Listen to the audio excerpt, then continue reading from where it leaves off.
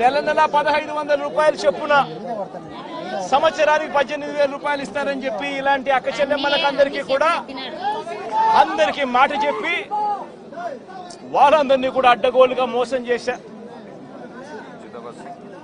ఈరోజు జగనే ఉంటే ఈ పథకాలన్నీ రావడమే కాకుండా ఈ చదువుకుంటా ఉన్న ఈ పిల్లలకు విద్యా దీవెన, వసతి దీవెన కింద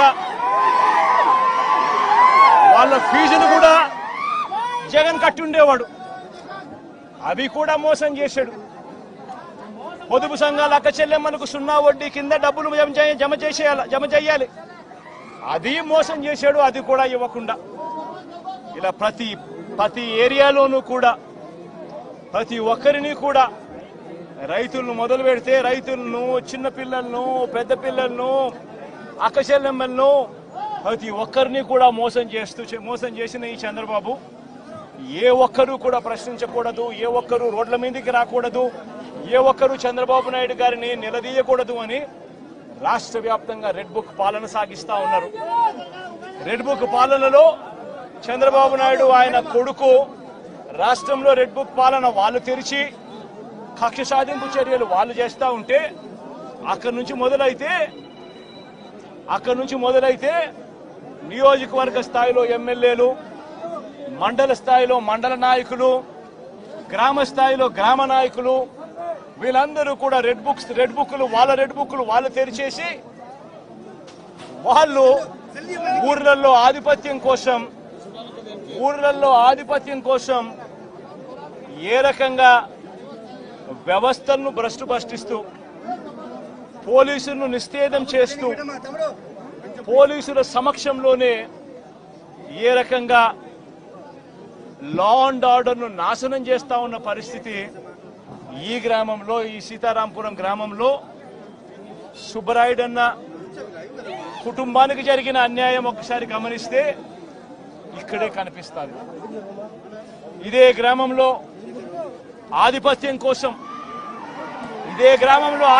కోసం బూతుల్లో ఏజెంట్ల కింద కూర్చున్న వాళ్ళు, సుబ్బరాయుడన్న కుటుంబం బూతుల్లో ఏజెంట్ల కింద కూర్చున్నారని ఇదే గ్రామంలో అదే రోజు సుబ్బరాయుడన్న ఒక్క కుటుంబమే కాకుండా మిగిలిన 3 కుటుంబాలు కూడా బూతుల్లో ఏజెంట్ల కింద కూర్చున్నారని చెప్పి పెద్దిరెడ్డి కుటుంబం, నాగశేఖర్ వాళ్ళ ఫ్యామిలీ, పల్లం శేఖరు, పెద్దిరెడ్డి